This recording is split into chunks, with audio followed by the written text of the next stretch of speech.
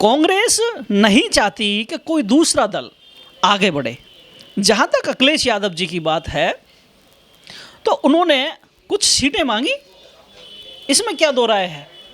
अगर वो मध्य प्रदेश में 2-4 सीटें अगर उन्हें दे भी दें तो क्या इससे कांग्रेस की सरकार बनने से रुक जाएगी? मुझे तो नहीं लगता कि सरकार बनने से रुक जाएगी। जब गठबंधन की बात हो चुकी है तो वो भी तो अपना विस्तार करेंगे, इसीलिए तो गठबंधन में आए।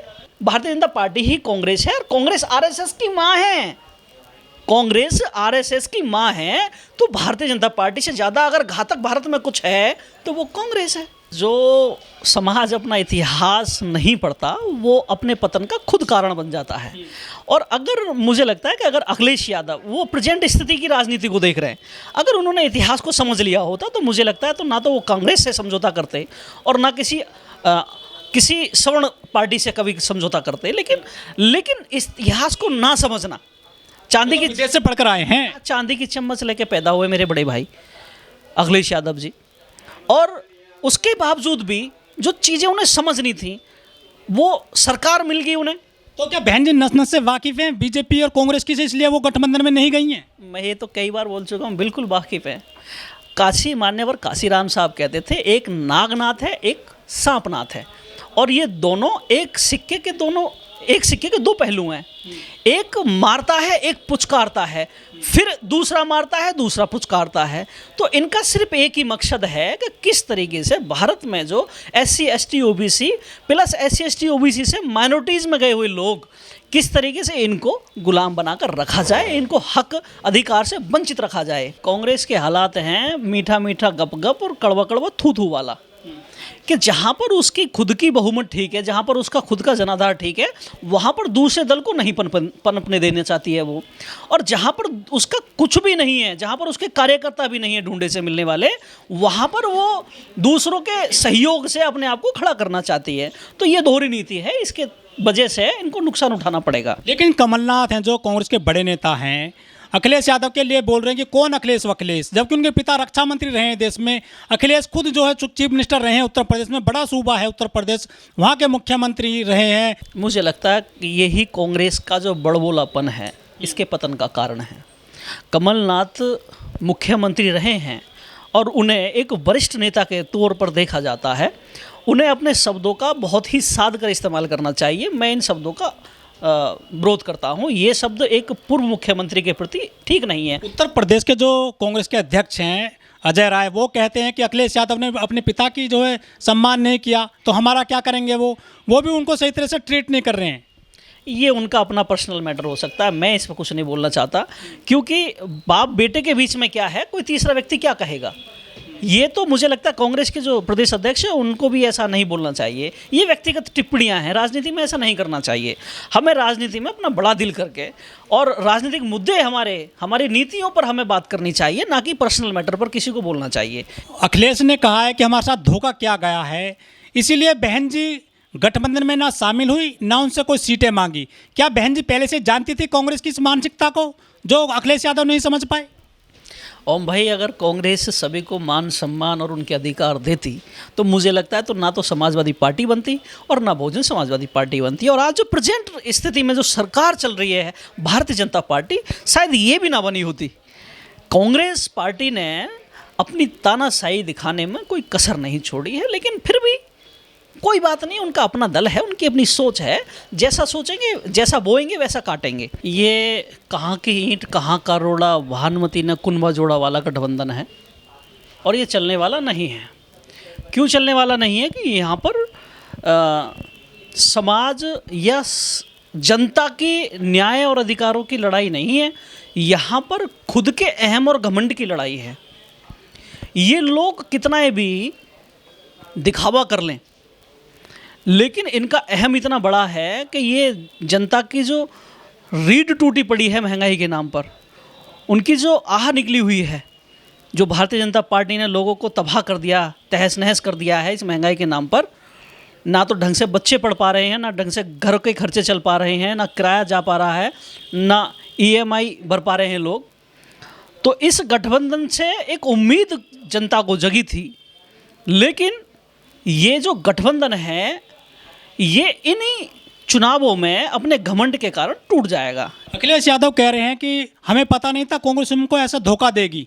वो काफ़ी परेशान दिखे कांग्रेस ने जब उनको सीट नहीं दी मध्य प्रदेश में। सही बता दें तो अखिलेश यादव ने 2017 में भी उनसे उसमें 14 में भी गठबंधन किया था लोकसभा के चुनाव में, और यही सोच के गठबंधन किया था कि कुछ अच्छा हो जाएगा, बेहतर हो जाएगा, लेकिन कुछ बेहतर नहीं हुआ। डूबती हुई कांग्रेस जो उत्तर प्रदेश में आज अपने पतन की उस पर है, रास्ते पर है, अगर ये इस गठबंधन को बनाकर जो 24 के लिए तैयार कर रहे हैं, अगर इसमें अखिलेश यादव को या दूसरे इनके जो संगठन है, सहयोगी संगठन है, उनको अगर ये मध्य प्रदेश या छत्तीसगढ़ या राजस्थान में एक एक दो सीट दे भी दें तो इनका क्या नुकसान हो जाएगा। लेकिन बात अगर हम करेंगे गठबंधन को बनाए रखने की वजह से, एक 24 में बड़ा आगाज हो सकता है, एक बड़ी तैयारी हो सकती है, क्योंकि अखिलेश को आप हल्के में नहीं तोल सकते। लेकिन एक बड़ी बात इस गठबंधन की सबसे हल्की बात यह है कि एक बड़े समूह को नज़रअंदाज करके ये संगठन आगे बढ़ रहा है। तो ये गठबंधन क्या चलेगा भविष्य में, लग रहा है आपको? मुझे लगता है कि ये गठबंधन 2024 के लिए हुआ था, लोकसभा के लिए, और इसमें विधानसभा के चुनाव जैसा कुछ था नहीं। एक बात ये भी हो सकती है। लेकिन अगर गठबंधन 24 के लिए हुआ था तो सेमीफाइनल माना जा रहा है इस चुनाव को, तो 5 राज्यों में चुनाव है। हम इसे इस नज़र से देख सकते हैं कि अगर गठबंधन 24 के लिए हुआ था तो विधानसभा में तो गठबंधन पर सीट मांगने का कोई औचित्य नहीं बनता। लेकिन अगर इसको दृष्टिगत रखते हुए गठबंधन हुआ था तो कांग्रेस को अपना बड़ा दिल करते हुए इन दलों को भी सीटें बांट देनी चाहिए। लेकिन दूसरी जो एनडीए है उसमें 38 दल हैं टोटल, उसमें ऐसी पार्टी हैं शामिल जिनका ना कोई विधायक है ना कोई सांसद है, वो सबको साथ लेकर चल रहे हैं जो एनडीए है। एनडीए एक मूवमेंट के तरीके से अपने एक लक्ष्य पर काम करने वाले लोग हैं। वो सीट आप अगर कुछ भी नहीं है, आपने सिर्फ एक रजिस्टर्ड संगठन बना रखा है या रजिस्टर्ड पार्टी बना रखी है, वो आपको भी बुला के सम्मान इतना देते हैं कि आप अपने अधिकारों की मांग ही नहीं करते, सिर्फ सम्मान पर ही खुश हो जाते हैं। ऐसा हमने देखा है, पिछली बार हमने कई चीज़ें ऐसी देखी, जैसे हम रामदास अठावले भी मंत्री बना दिया। अरे वही तो कह रहा हूँ, जो रामदास अठावले आरएसएस को गाली देने वाला व्यक्ति था, उस व्यक्ति को इतना सम्मान दे दिया एक सीट पर, और इस समय तो राज्यसभा से उन्हें मंत्री बनाया हुआ है। जो आदमी खुद भी सीट नहीं जीत पाया, उसे बनाए रखने के लिए इतना सम्मान दे दिया कि उसे राज्यसभा से मंत्री बना दिया। लेकिन कांग्रेस इतना बड़ा दिल नहीं कर सकती।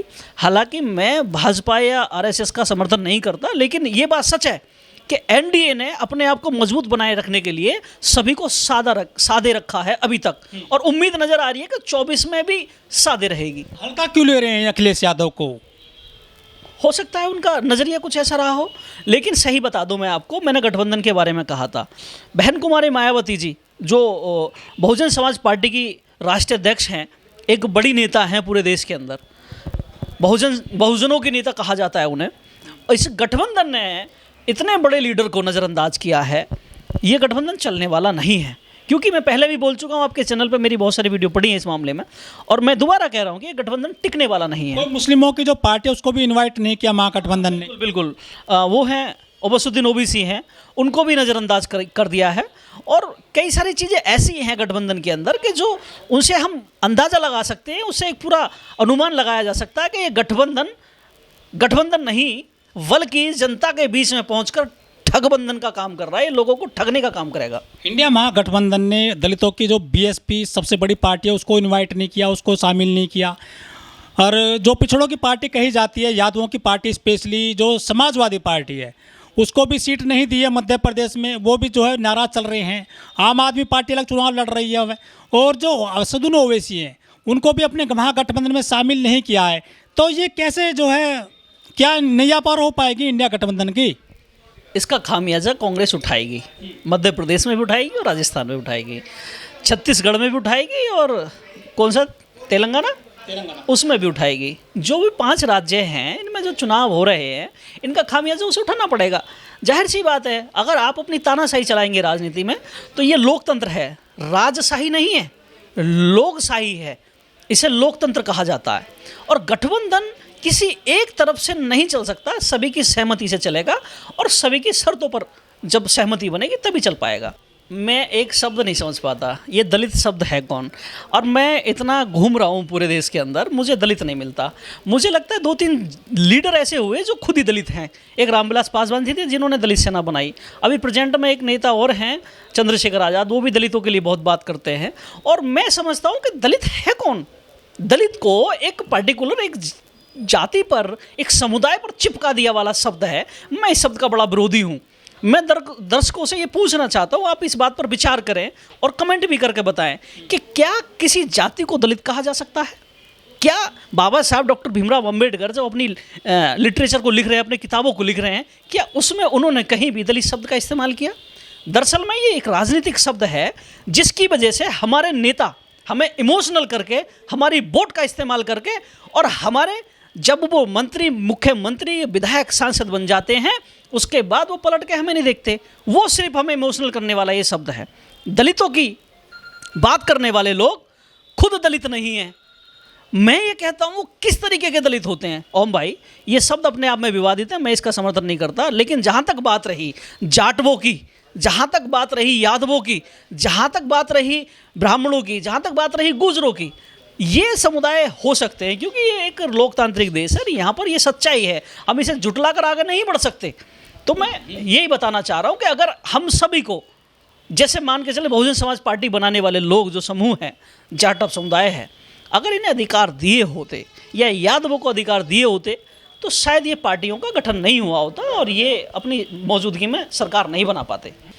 आपने देखा कि मनमोहन सिंह सरकार में ए राजा जो 2G स्पोर्ट्रम का घोटाला हुआ, कितना बड़ा घोटाला हुआ, उस पर भारतीय जनता पार्टी ने बवाल काट दिया, ए राजा को जेल जाना पड़ा।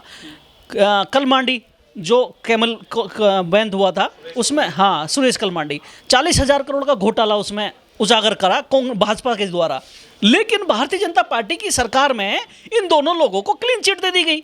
इसका मतलब क्या है कि आप लूटोगे मैं क्लीन करूंगा, मैं लूटूंगा आप क्लीन करोगे। तो ये दोनों एक सिक्के के पहलू हैं। अखिलेश यादव साहब ने कुर्सी छोड़ी उत्तर प्रदेश में सीएम पद की, तो भाजपा की सरकार आई। वहाँ पर भाजपा वालों ने उनकी जो कुर्सी को, ऑफिस को गंगा जल से, गौमूत्र से धुलवाया था। काफ़ी अपमान सहना पड़ा था। क्या वो जानते नहीं हैं वो कि ये लोग, ये कैसी पार्टियां हैं, किस तरह से सम्मान करते नहीं करते हैं ओबीसी वालों का। लेकिन वे कांग्रेस में चले गए, वहाँ अपमान करा कर आ गए, एक भी सीट नहीं दी उनको। नहीं, ये अपमान नहीं किया योगी जी ने। मैं योगी जी का बहुत बहुत धन्यवाद करता हूं और उन्हें वंदन करता हूं इस बात पे कि उन्होंने, जब अखिलेश जी ने कुर्सी खाली की तो उन्होंने उसे गौमूत्र से धोया और गंगा जल से पवित्र किया। इसमें उन्होंने अखिलेश जी का अपमान नहीं किया है। उन्होंने ये सिद्ध करके अखिलेश जी को ये बताया कि अखिलेश यादव जी, आप शूद्र वर्ण से हैं, आपका काम मुख्यमंत्री बनना नहीं, आपका काम हमारी सेवाएं करना है, हमारे घर में झाड़ू लगाना है, पशुओं को पालना है। आप तो गलत जगह पर आ गए भाई। ये तो सवर्णों की जगह है, ये तो राजपूतों की जगह है, ये तो ब्राह्मणों की जगह है। आप समझ रहे हैं। और अखिलेश यादव जी ने ये स्वीकार किया कि धन्यवाद योगी जी, आपने मेरी आंखें खोल दी, पवित्र करके मुख्यालय को आपने मेरी आंखें खोली, मुझे पिछड़ा होने का एहसास कराया।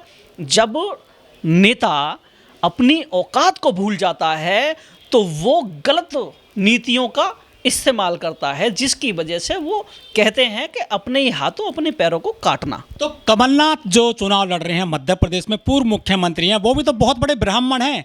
वो भी जो है धीरेन्द्र शास्त्री के दरबार में जाते हैं। क्या उनको पता नहीं था कि मैं किससे सीटें मांगने जा रहा हूँ मध्य प्रदेश में, जिन्होंने कहा कि कौन अखिलेश वखिलेश। अखिलेश यादव जी अगर उस घटना से सबक लेते तो शायद इस संगठन का, इस गठबंधन का हिस्सा ही नहीं बनते।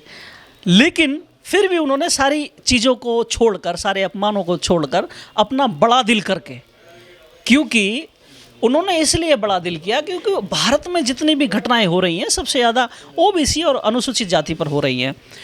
फिर भी उन्होंने अपना बड़ा दिल किया, इसके लिए अखिलेश जी का बहुत बहुत धन्यवाद। लेकिन उसके बावजूद भी श्याप ने जहर उगलना नहीं छोड़ा। आप समझ लें। तो अखिलेश यादव भी तो ब्राह्मण बने हुए हैं, अभी गंगा जी नहाने गए हैं परसों। वो सबक नहीं ले रहे हैं ना। मैंने कहा सबक नहीं ले रहे हैं पिछली घटनाओं से। लेकिन मेरा मानना है, मैं निवेदन करता हूं बड़े भाई अखिलेश यादव जी से कि आप उन घटनाओं से सबक लें और अपनी राजनीति को पुनः स्थापित करें। और जो आप पिछड़ों की राजनीति और दलितों की राजनीति या अनुसूचित जाति की राजनीति कर रहे हैं, आप उसे करते रहें। आप अगड़ों की राजनीति का हिस्सा बनने की कोशिश ना करें और आप भविष्य में अपने अपमान को अपने स्वाभिमान में बदलें। Self respect movement Periyar EV Ramasamy Naicker ने चलाया था कांग्रेस को ध्वस्त करके। आप उसको पढ़ें, उसको समझें, तब आप समझेंगे कि सेल्फ रिस्पेक्ट मूवमेंट किसे कहते हैं। बहुत बहुत धन्यवाद।